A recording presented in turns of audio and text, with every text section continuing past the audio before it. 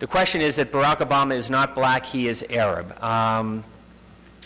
There have been a lot of stories about that. I mean, based on everything that we know, Barack Obama is born to a Kenyan father and a Kansas mother, did travel around the country, around the world, did attend a school that some may call a madrasa, others would dispute that point, but he is an American. I've never heard that he's an Arab.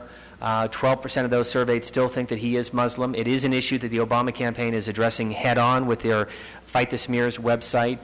They're trying to do a good job.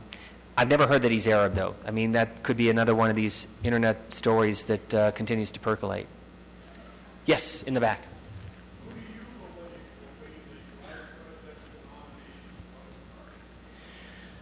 Well, let me tell you, my track record is 0 for 10. The question, who is going to be the running mate? Let me answer that this way.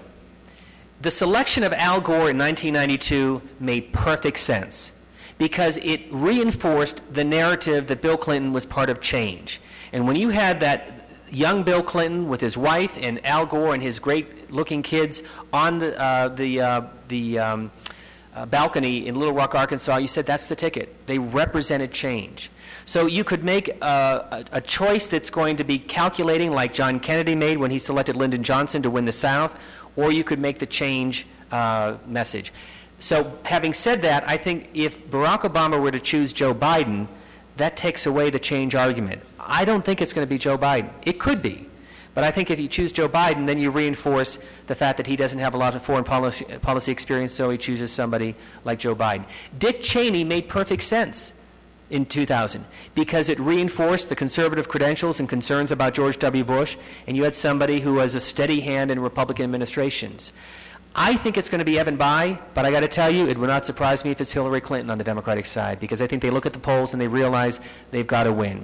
I think on the Republican side, John McCain is a maverick. I know he likes Tom Ridge. I should point out that Tom is a friend of mine. We grew up in the same hometown. I used to work with his mother at a department store, so I have a close affinity to Tom Ridge.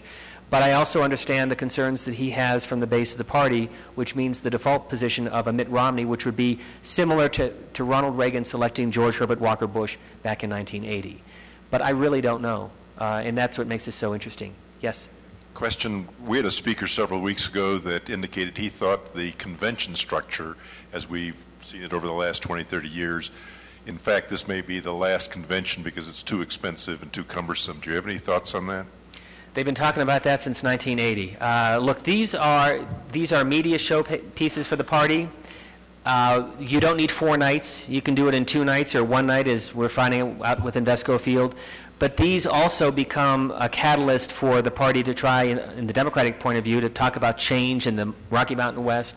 And they also raise a lot of money at these events. I've been at C-SPAN since 1990, and every 4 years I've heard the same argument. And every 4 years it's 4 nights, Monday through Thursday, and here we are again. So I don't think we'll see any changes. I think they'd have to come to an agreement that both parties would say we'll do 2 nights. Has anyone been over to Pepsi Center? I mean, it is a remarkable, if you have a chance to get in, it's a remarkable setup in there. You've got CNN on the ground up there. You've got the C-SPAN skyboxes. You've got Fox and NBC. You've got miles and miles and miles of cable set up. You've had these huge tents. And, of course, we're duplicating all of that because of the final night at Invesco Field, which, by the way, the last time that happened, that a nominee accepted his nomination at a stadium outside of the convention hall was 1960. But that was a last-minute decision by the Kennedy campaign, unlike what we have today where the Obama campaign made the decision in early July. Yes? Sure.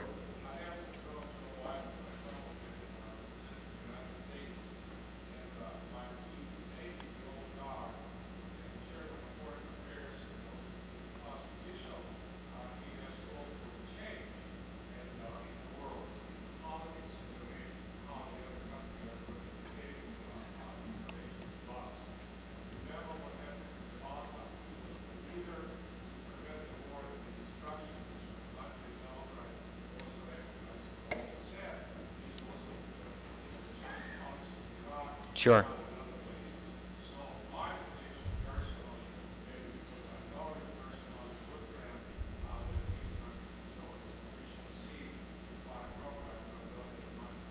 Absolutely. No, I mean, it could make... My very first internship in Washington was in Joe Biden's office back in 1979.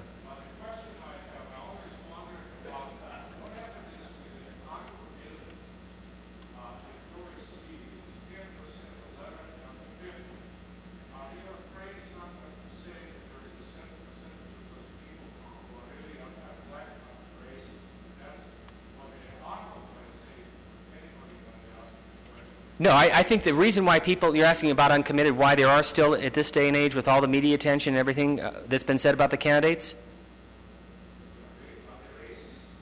No, I don't think so. I didn't say that. Is there racism in this country? Unfortunately, I think there is a level of it, but I think each generation we move away from that. And I'd like to see the time where there's no racism, but you can't say that there isn't some racism, because there is. But there could be sexism, or there could be people who don't want to vote for John McCain because of his age. But I'll tell you one thing, and I'm going to wrap it up because I want to get you out at 1 o'clock, is that in 1980, when Jimmy Carter and Ronald Reagan were running against each other, people forget that Ronald Reagan was down in the polls. There was only one debate. Remember, the campaign against Ronald Reagan was he's a Westerner, a cowboy, shoot from the hip, can't be trusted, the world is going to become nuclear if he's elected. It was in that one debate where the American people focused on him and said, he doesn't seem like that bad of a guy, I think I can trust him. And the next day, the week before the election in Cleveland, Ohio, October 28th, 1980, the day after, the polls show that Reagan was way ahead, and of course he won in a landslide. The American people have focused on this race, but there are three major events about to happen: the VP, the convention, and the first debate. And the reason why people may be uncommitted to either Barack Obama or John McCain, I don't think is much racism. I think it is that Barack Obama has not closed the deal, but neither has John McCain.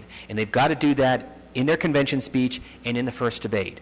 And I do think that by early or mid-October, this race will be pretty settled unless there's an October surprise, and we should know, based on the polls, whether we will have a John McCain, the oldest elected president, or Barack Obama, the first African-American elected president, as our 44th president. So I hope you watch C-SPAN along the way. Check out our website with all of that video that's on there and a lot more, and thank you for all the great work that you do, and I'm out at 1 o'clock. Thank you so much. Very interesting. I'm very intrigued, and thank you for bringing the wonderful clips. They were very enjoyable. Before you go, we want to present you with two things to remember your day here. This is a baseball from our Branch Rickey event that we have every year, where we honor someone in Major League Baseball who is also a humanitarian and embodies the Rotary. My son. Things. All right. Thank you.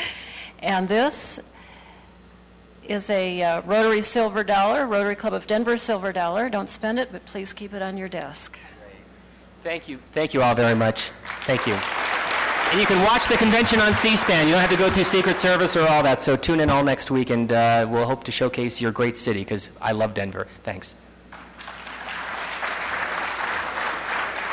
Thank you. Welcome again to our new members, all of our guests. We're glad to have everybody here. Keep on making those Rotary connections. I want to say next week, remember, don't be here. There's going to be a bit of a parking problem, we anticipate. So we're going to meet at the Denver Botanic Gardens, my favorite place in the world, and hear from one of my favorite people in the world, Brian Vogt, who's the CEO of the Denver Botanic Gardens. And in closing, I wanted to pass along with you a little quote that I just read last week from someone who was a former governor of Hong Kong, where they haven't been having elections, I guess, quite as long as we have. And he said, you know, the trouble with having elections is you never know in advance who's going to win. Have a great week.